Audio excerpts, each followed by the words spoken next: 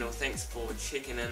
Let's get right into today's topic. So, if you guys watched my one of my previous videos on mass gainers, I mentioned about IIFYM diets, and I said I'd make a video about it, so here it is.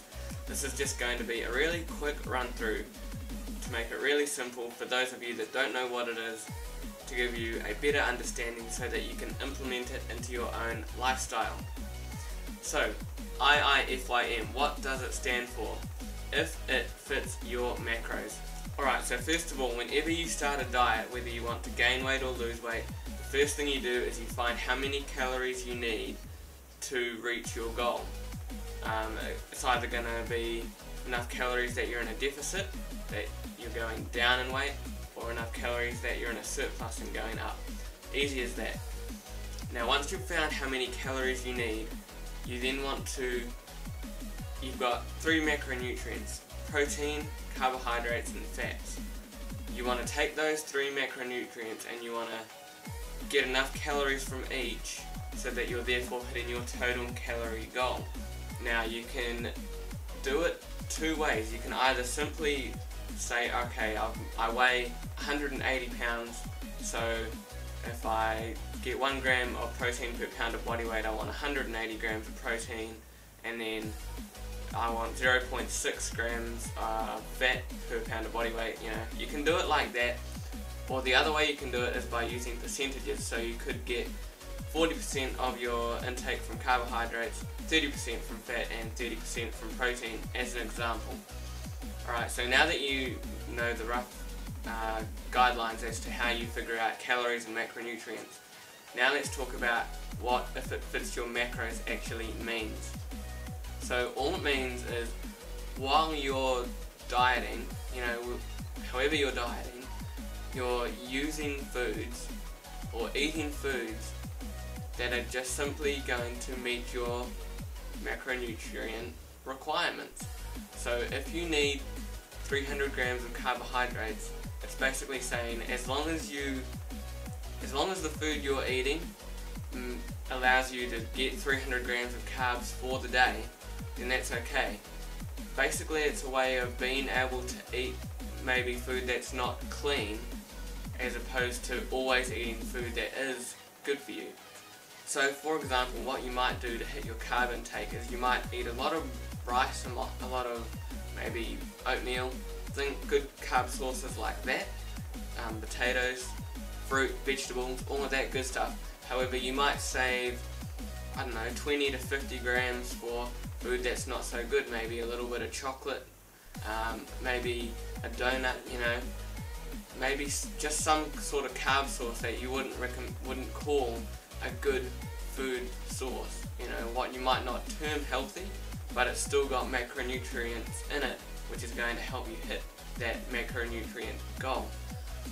Now what it's not doing, it's not a way to simply say, oh okay, I need 300 grams of carbs for the day, so I'll just eat chips and lollies and chocolate and junk food all day to get my 300 grams of carbs. Because while you will still be getting your overall macronutrients, you won't be getting the vital micronutrients, things like vitamins, minerals, vitamin C, D, A, riboflavin, thiamine, all of that type of stuff, which actually helps your body process things properly and helps your body function properly. So if it fits your macros isn't a way of saying eat crap all day every day. It's a way of saying, okay, I can afford to eat chocolate today because I've still got enough carbohydrates left. But for the majority of the time you should still be eating clean food. You should still be thinking about things like your fruits, your vegetables, your lean meats, your complex carbohydrates, all of that stuff, and leave the junk for the minority. Now, diets don't have to be super strict 100% of the time, because if it is, you'll go crazy, and if you find yourself eating the same foods over and over and over again, it's not a good habit to get into. One thing you can do if you want is you can figure out how you're going to eat for the day, and then once you've got a good base to work from, if you've got some left over, you can say, okay, look, I've already got this left over, so I can have a treat right now. If you happen to be out and about with your family or something, with your partner, you know, if you're at the movies and you want to get some lollies, some popcorn, something like that, and you're worried about it not fitting into your macros, if you plan ahead for the day, then you already know that you've got room for it. Although another thing you can simply do is eat really well until you're maybe going to go out for dinner or you're going to go out to the movies, and then either know that you've got room left over or have your treat while you're out, and then instead of having what you would normally have later on that day, just cut some things back, you know, cut some things out if you need to. As long as you are hitting your macros, and as long as the bad food, I say it like that because really it's hard to say what really is bad and what's good. That's a topic for another day.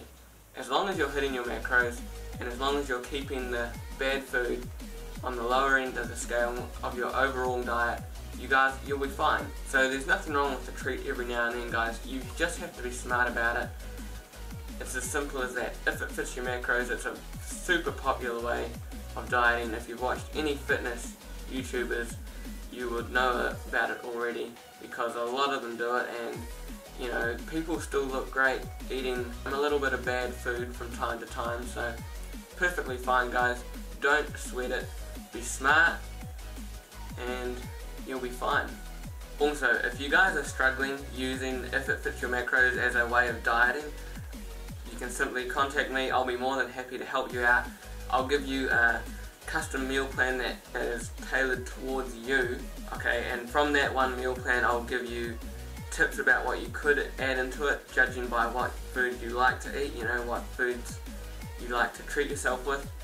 So if you want more help, you can email me. My email is in the description box down below. That's going to wrap it up for this video. I hope it was a helpful topic. If it was, make sure you give the video a thumbs up down below. If you have any questions or comments, leave them in the comment section down below.